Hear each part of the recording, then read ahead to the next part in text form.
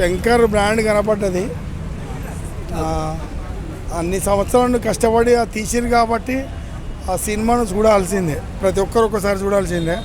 Ram Charan fans కానీ వాళ్ళందరూ compulsory ఒకసారి చూడాలి. ఎందుకంటే వాళ్ళు అంత కష్టపడి అన్ని సంవత్సరాలు కానీ సినిమా అంతా సేమ్ అన్ని సినిమాల లెక్కనే మనం ఎక్స్పెక్ట్ చేయొచ్చు.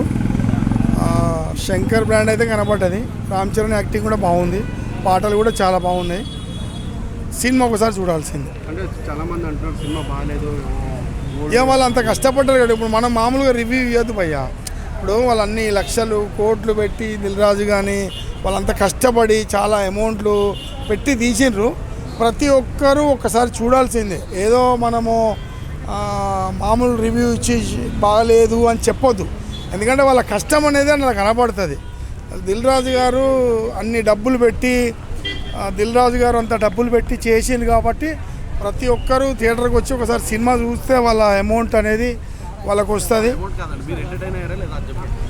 పర్లేదు, ఓవరాల్గా సినిమా చూడొచ్చు, నాట్ బ్యాడ్. ఒకసారి సినిమా చూడొచ్చు.